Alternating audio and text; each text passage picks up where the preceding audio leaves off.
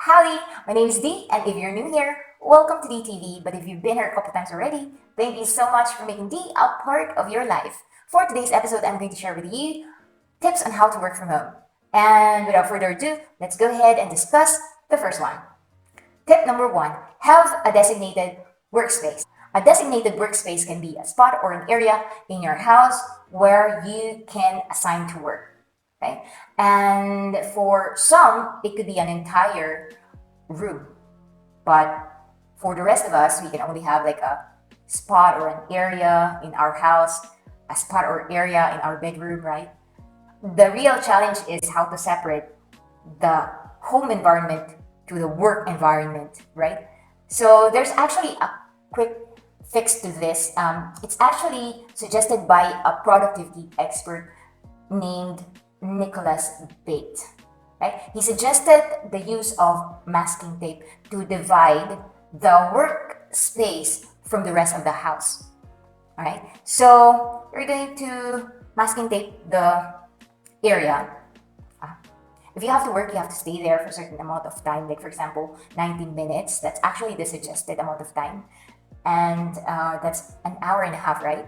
And after an hour and a half of work, you can take a break. Maybe go out of the workspace, right? Just go somewhere else, like get out, breathe, look out the window, or like talk to your pets, or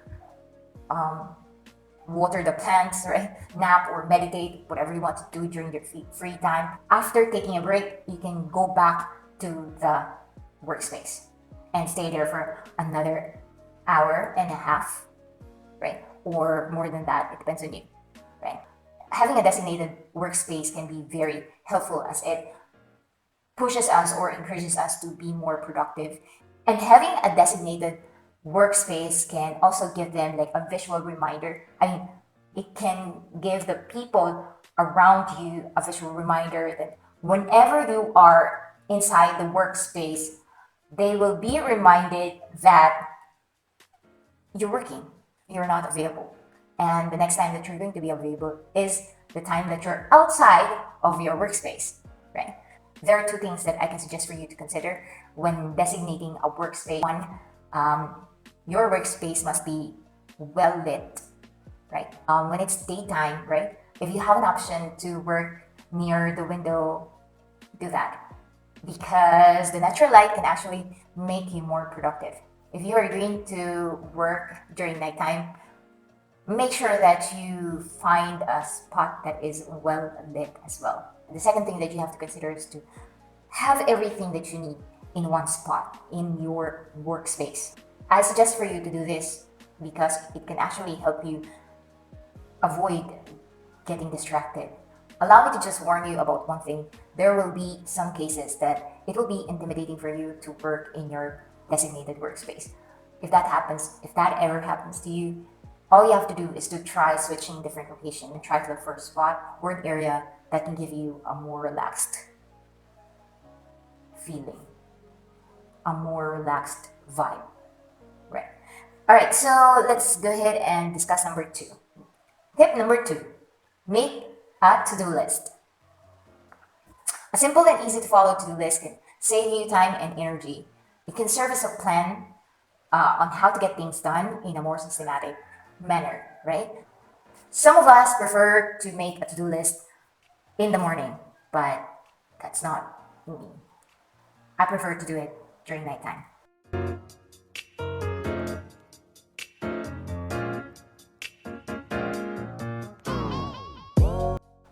Tip number three, schedule tasks on your most preferred or most active time. It is important that we know how we operate so we can help ourselves, so we can develop a more realistic schedule. Knowing your most active time will save you time, right? You can do the tasks faster because you're really there. You're mentally, emotionally, physically there. For routinary tasks, for easy ones, right? Since this doesn't require a lot of brain power, we can actually schedule it on our most preferred time. Pick whatever time you want. If you are a night person, you can actually do the routinary task during daytime because you don't have to think, just a routine, right? But for difficult tasks that requires a lot of mental strength, you have to schedule them on your most active time. All right? Okay. Number 4, schedule a time frame for each task. Most of our projects in college were completed days before the deadline, right? You don't need an inspiration. You need a deadline. In my case, that's very true. So I am using this idea to get the job done, whatever job. Sometimes we underestimate the total amount of time that we need for a specific tasks to accomplish, especially when the task is unfamiliar to us. But that's all right. It happens, and as a human being, we don't really have, we're not really good at estimating the total amount of time we need for a particular task, especially when it's the first time that we're going to do that kind of stuff, right? But just take whatever you've learned from that experience, and moving forward, you will be a much better estimator. Right? One productivity system that really worked for me is the Pomodoro technique, right? I use the Pomodoro technique to help me increase my concentration on a particular task so I can get it done. So for example, I have to write a 300-word essay, the draft of a 300-word essay. I have to give myself like 30 minutes, okay? And I will use a timer, right? And that would motivate me to finish that particular task on time. The Pomodoro technique is a time management system, but it's actually an attention management system for me. It was developed by Francesco Cirillo. Cirillo?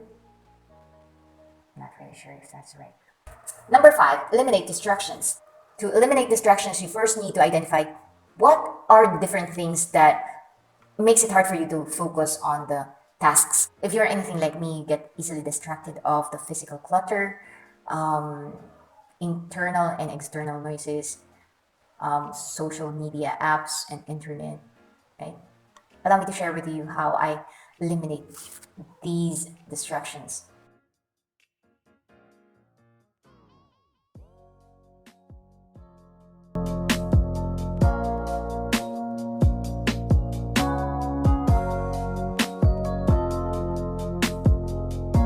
Number 6 is to take breaks between tasks. Working without break. Have you ever experienced that? Actually, working without break can make one feel exhausted and stressed. You may take short breaks or longer breaks. The most important thing is that you've regained some energy, right, to go back and work again. Breaks may perhaps delay your work, but according to research, the aha moments came more often to those who take breaks. Tip number 7 is to wear whatever you like. Don't pressure yourself, okay? Some people like to wear something nice when working from home, and some people don't want to waste their good clothes, right? But don't pressure yourself. Wear whatever you like. I love wearing comfortable clothes, comfortable house clothes, but I wear minimal makeup when working from home. But there are also days that I just want a bare face, like a moisturized and clean face, right? So it depends. It really depends on my mood. So let's have number 8. Set a reward. Knowing that your effort will be compensated will make you more eager to get the job done, right? Create a reward system that works for you. Your rewards can be things that excites you, things that makes you happy, things that you love to do. We have now come to number 9, which is clean your workspace after work. Save some energy for cleaning your workstation after use. the 9 helpful tips on how to work from home, and it has worked for me, and I hope that it will also work for you. I'm going to give you a quick recap. Number 1 is to have a designated workspace. Number 2 is to make to-do lists. Number 3 is to schedule work on your most preferred or most active time. Number 4 is to schedule a time frame for each tasks. And number 5 is to set a reward. Number 6 is to eliminate distractions. Number 7 is to take breaks between tasks. Number 8 is to wear whatever you like. Number 9 is to clean your workspace after work. That's it for today. Thank you all so much for watching this video, and I hope to see you again next time. Alright? Hi to my friends Josh, Diane, to my sisters Adrian and Charisse, to my brothers who are watching this vlog. Are they watching? I'm not sure. I hope that you've learned something new. If you find this video helpful, give this a thumbs up and subscribe to my channel, and don't forget to ring that bell button so you will get notified every time I post a new one. And this has been your girl D, leaving you with a friendly reminder to always look for ways on how to simplify your life. Thank you. Bye-bye.